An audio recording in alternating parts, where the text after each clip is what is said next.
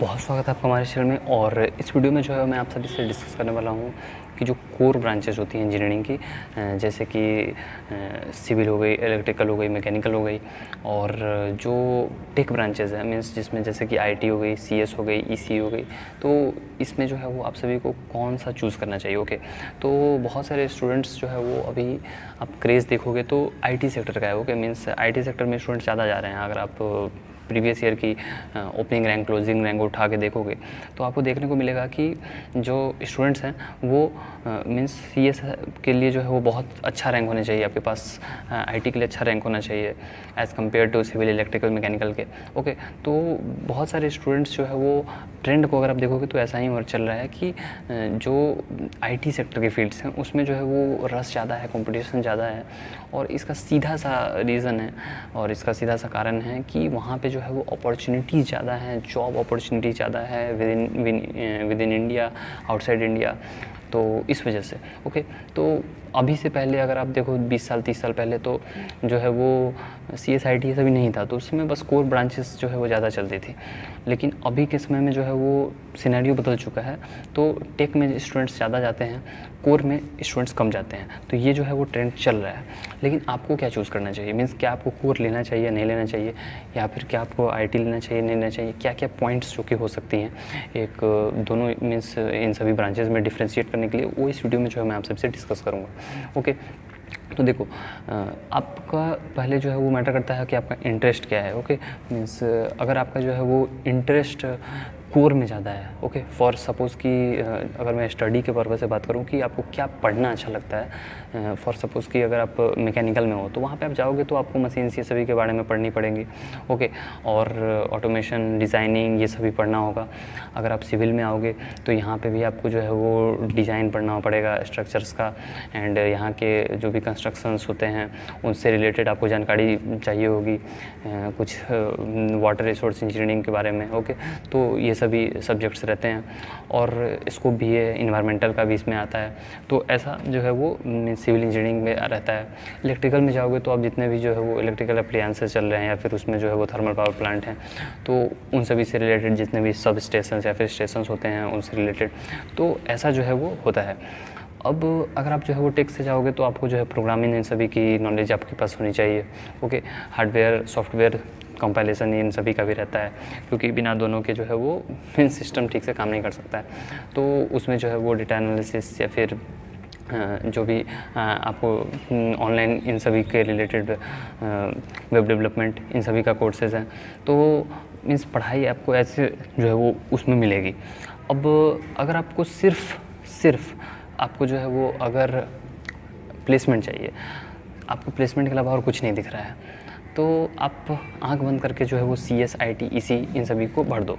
Okay, लेकिन अगर जो है वो आपको प्लेसमेंट के अलावा और भी चीज़ें आपको लगती हैं कि जो कि आप कर सकते हो, थोड़ा इंटरेस्ट है आपका, ओके, तो फिज़िक्स में, केमिस्ट्री में, मैथ्स में, तो फिज़िक्स में अगर आपको ज़्यादा इंटरेस्ट है तो आप मैकेनिकल इंजीनियरिंग या फिर इलेक्ट्रिकल या फिर सिविल इन सभी को देख सकते हो। क्योंकि और सिविल में मैकेनिकली मेनली जो है वो आपको आप देखोगे तो जो मैकेनिक्स वाला पार्ट है, ओके, आपने 11th-12th में पढ़ा होगा, तो मैकेनिक्स वाला पार्ट यहाँ पे ज़्यादा रहता है एज़ कम्पेयर टू इलेक्ट्रिकल और जो है वो थर्मोडायनेमिक्स ये सभी का। तो थर्मोडायनेमिक्स तो मीन्स हम लोग को उतना कुछ नहीं है अभी, जैसे सिलेबस में मैं सिविल इंजीनियरिंग में अभी पढ़ रहा हूँ। ओके, और इलेक्ट्रिकल इन सभी का भी जो है वो कुछ भी ज़्यादा जो है वो उतना सिलेबस में इंक्लूडेड नहीं होता है। फर्स्ट ईयर में ही जो होता है वो सभी होता है और उसके बाद ख़त्म हो जाता है।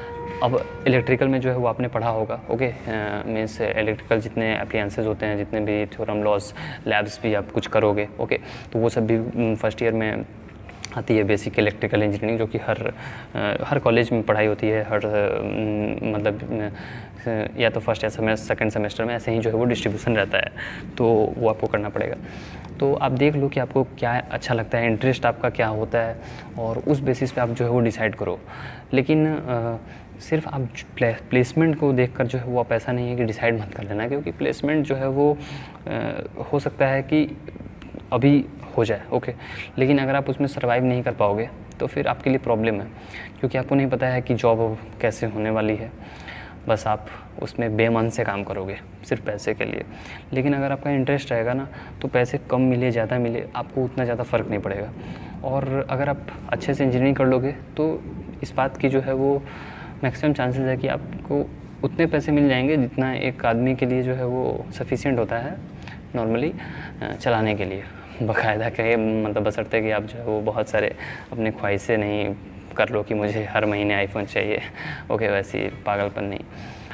तो ये इंटरेस्ट पे जो है मैं आपको ज़्यादा फोकस देना चाहूँगा कि अगर आप जो है वो इंजीनियरिंग की ब्रांचेस चूज़ करने से पहले जो है वो अपना इंटरेस्ट देख लो कि मुझे फील्ड वर्क में थोड़ा इंटरेस्ट रहता है या फिर मुझे बस बैठा रहने वाला काम अच्छा लगता है, ओके, मुझे ऑनलाइन कोडिंग इन सभी में ज़्यादा मज़ा आएगा, या फिर मुझे जो है वो थोड़ा ग्राउंड वर्क्स पसंद रहेंगे, ओके। और कुछ जैसे अगर आप अब्रॉड ये सभी ज़्यादा जाना चाहते हो तो उसके भी जो है वो क्षेत्र में आपको थोड़ा सा CS इन सभी में ज़्यादा स्कोप रहता है as compared to civil electrical mechanical. लेकिन फिर भी अब इंडिया में अगर देखोगे मैक्सिमम कॉलेजेस में तो ब्रांचेज जो होती हैं ना वो सिविल इलेक्ट्रिकल मैकेनिकल की ज़्यादा रहती हैं। तो पता नहीं इसका क्या कारण है, लेकिन ऐसा होता है, ओके। और जो अगर आप गवर्नमेंट सेक्टर की गवर्नमेंट जॉब के लिए देख रहे हो कि गवर्नमेंट जॉब के लिए कौन सा बेटर ऑप्शन रहेगा, तो कोर ब्रांचेज में जो है वो गवर्नमेंट अपॉर्चुनिटी ज़्यादा मिलती है एज़ कम्पेयर टू CSIT। तो ये जो है वो बहुत ही उल्टा चला जाता है कि अगर आप CSIT में जाओगे तो आपको गवर्नमेंट जॉब कम रहेंगी, और अगर आप प्राइवेट कंपनी में जाओगे तो आपके लिए कोर के लिए उतना ऑप्शन नहीं रहता है। लेकिन मास रिक्रूटमेंट भी होती हैं, तो मास रिक्रूटमेंट भी एक ऑप्शन रहता है, वहाँ से भी आप जो है वो आपकी प्लेसमेंट ये सभी होती है। लेकिन उसमें एवरेज पैकेज भी मिलती है आपको 3 लाख 4 लाख 5 लाख मैक्सिमम, उससे ज़्यादा नहीं मिलेगी। पर एनम की मैं बात कर रहा हूँ, ऑब्वियसली पर मंथ की मत सोच लेना। तो ऐसा जो है वो सिनेरियो चलता है। सो आई होप कि आपको कुछ जो है वो आइडिया इससे मिल पाया होगा। एंड बहुत सारे जो है वो स्टूडेंट्स की जो डाउट होगी कि CSIT लें या फिर कोर ब्रांचेस लें, तो उनकी जो है वो क्लियर होंगी। एंड मिलते हैं फिर नेक्स्ट वीडियो में। एंड अगर आपकी कोई क्वेरी होती है तो आप जो है वो कमेंट बॉक्स में कमेंट कर देना। बहुत सारे स्टूडेंट्स होते हैं जिनकी क्वेरी होती है, लेकिन मैं शायद जवाब ना दे पाऊँ क्योंकि अभी थोड़ी जो है वो सेमेस्टर का लोड भी ज़्यादा है। एंड ऑफलाइन में जब से ओपन हुआ है तो फुली जो है वो फंक्शनिंग बहुत ही स्पीड अप से हुआ है, ऑनलाइन से वास्ट चेंज हुआ है इस वजह से। एंड जोसा की जो है वो काउंसलिंग ये सभी के लिए आप एक मैंने टेलीग्राम ग्रुप बना दिया है, उसमें आप ज्वाइन होकर जो है वो बहुत सारे स्टूडेंट्स से जो है वो डिस्कशन कर सकते हो। आप टेलीग्राम पे जाना और सर्च करना जोसा एंड CSAB, तो आपको जो है वो एक ग्रुप दिखाई देगा अराउंड 1200 के आसपास, जिससे मैं वीडियो बना रहा हूँ। लेकिन जितने भी मेंबर्स हों आप उसमें एक बार ज्वाइन हो जाना, मीन्स अच्छे खासे आपको जो है वो नंबर ऑफ़ स्टूडेंट्स मिलेंगे जो कि आपके कमेंट्स का भी रिप्लाई देंगे, और आप भी अपना वहाँ पे क्वेश्चन पूछ सकते हो, आप भी दूसरे की मदद कर सकते हो। तो आप जो है वो इंटरेक्शन आपको पता चलेगा, और भी आपको रिव्यूज़ पढ़ें।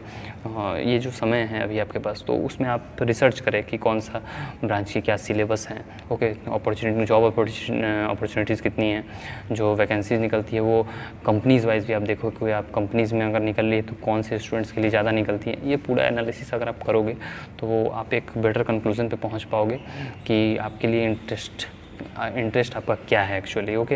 एंड बाद में अगर आप फ्यूचर पर्सपेक्टिव से देखते हो तो जॉब के लिए भी जो है वो ये आपको थोड़ा समझ में आएगा। So thanks for watching the video, and मिलते हैं फिर किसी नेक्स्ट वीडियो में, तब तक के लिए बाय।